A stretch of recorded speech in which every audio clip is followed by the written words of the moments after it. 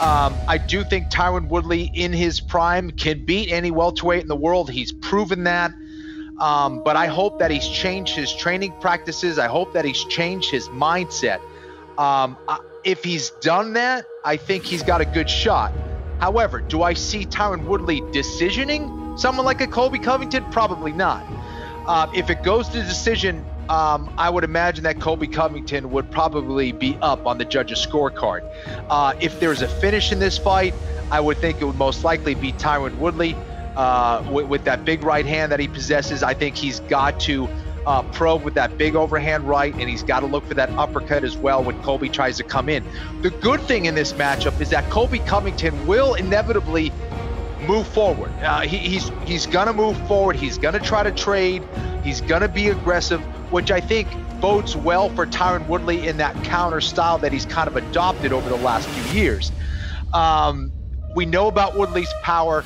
I just think he has been hesitant, to Ian's point, in throwing a lot because he was afraid that he was going to get tired. He was afraid to wrestle, it seems, because he thinks he's going to get tired.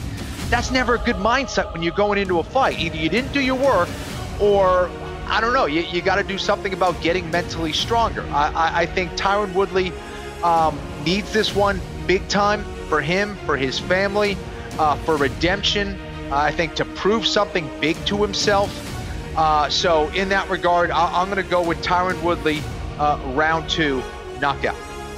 I'm excited about this one, man, because I feel like Tyron Woodley has taken a real strong stance in terms of social justice and everything, right? The whole racial equality and everything that's happening in the world. And he has kind of made Colby the opposite, right? So he's kind of in his mind made Colby the bad guy, as a lot of people do. Make Colby the bad guy. So maybe that is what he's using to motivate himself to finally go beat that guy that he's had that thing with for so long. But Colby Covington's good, man, as good as anybody in the world. And I told this to someone last night on a text message. One of my friends goes, "It sucks so bad because Tyron's probably going to lose to this dude." I was like, honestly, not many people in the world can beat Colby Covington, man. And I'm not saying Tyron's going to lose. I'm just saying that Colby Covington is a tough out for anybody in the welterweight division. But I do believe Tyron can win, and I do feel like the motivation he's carried in camp will allow for him to have one of those vintage performances. Again, just looking at the analytics, looking at the history of Woodley when he loses fights, he loses to guys that have a high output and put the pressure on him. That's Colby Covington's MO. This is what he does better. He has some of the best cardio, him or Usman. If you want to argue it, we can argue it, who has the best cardio. You can make a case for both guys, but Colby Covington, as far as matchups, there couldn't be a worse matchup stylistically for Woodley than Colby Covington. It's a nightmare. I love both of these guys. I really do. They're two of my favorite people in the sport, and the issue with this is, Woodley's, obviously at the tail end of his career.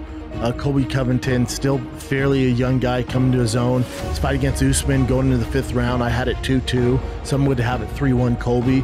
Usman, just being the pure world champion that he is, got it done that 5th round. But if you gave me the roster of the welterweight division, said what's the worst matchup for Woodley right now, it'd be Colby Covington. It's just not a great matchup for Woodley, who really hasn't won a round in 10 rounds, dude. You look at his last few fights, it just hasn't been the Woodley that we've come to know and expect and love. And he's also older, man. He's also older. He's had a great career. You're talking about a Hall of Famer. You're talking about the face of the welterweight division for a long time. Wins over his Wonder Boy wins, his Robbie Lawler win when he won the belt, Kelvin Gastelum, Carlos Condit, Josh Koscheck, and then again his Wonder Boy wins back to back. One was a draw, then he won a decision. He beat Damian Maia, then he beat Darren Till, which he wasn't supposed to do, and then he fought Kamaru Usman. Didn't look like himself there. He just didn't look like himself. That's where the Usman kind of reign began there. Usman absolutely dominated that fight. Then he fought Gilbert Burns, got dominated in that fight. So he lost every single round. You could do a few 10-8 rounds if you wanted in that Usman fight. Loses that round, gets taken down, kind of looked checked out. Then he gets Gilbert Burns, which I thought was a better matchup for him stylistically. He gets dominated in that, man. Striking just all over. So, you know, if you're a Woodley fan, you got to be a little concerned because he hasn't won a round in 10. He hasn't won a single round in 10 rounds. And then you're fighting Colby Covington. Well, let's talk about Woodley first of all. What problems does he have inside the octagon? Anytime a guy is a pressure fighter, has a high pace and a high output, he tends to struggle with that. It's usually a nightmare for Woodley. Well, what's Colby Covington do best? High output, high pressure, great cardio. It's a nightmare for Woodley. That's why I think Colby Covington is a huge favorite. Huge favorite.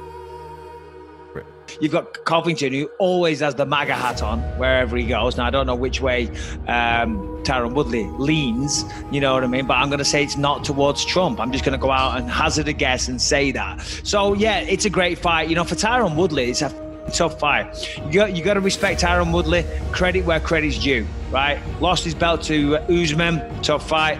Lost the next fight to Gilbert Burns, which again, no shame. Gilbert's a very, very tough fighter. But however, he's now lost 2 in a row, right? Covington, tremendous volume striker, good wrestling, gas tank for fucking days. And love him or hate him, however you feel, Covington's got balls and he fights at a fast pace and he takes it to his opponents. So it's a dangerous fight for Tyron Woodley. He could go from being, potentially, he could go from being the champion and people talking about him being one of the greatest of all times, the greatest welterweight of all time. That's what Tyron Woodley wanted to be known as. To now potentially losing 3 in a row, right? So it's for Tyron Woodley, this is kind of make or break for his career. Of course, it's personal and he wants to win this fight, right? And he certainly has the potential to do it. If he fights, he seems to have this mental block lately. Against Usman, he wasn't particularly active. Against Gilbert Burns, same thing, wasn't active. He has to be active. He has to break the mold. He has to fight at a higher pace and let the fucking hands go. Because if he just skirts around the side of the octagon like he always does with someone like Colby Covington, he might not even get hurt, but he's going to lose the decision. Me and Tyron Woodley genuinely hate each other, and we want to kill each other. And that's what's going to be inside the octagon. And when the business is finished, I got nothing to say to him.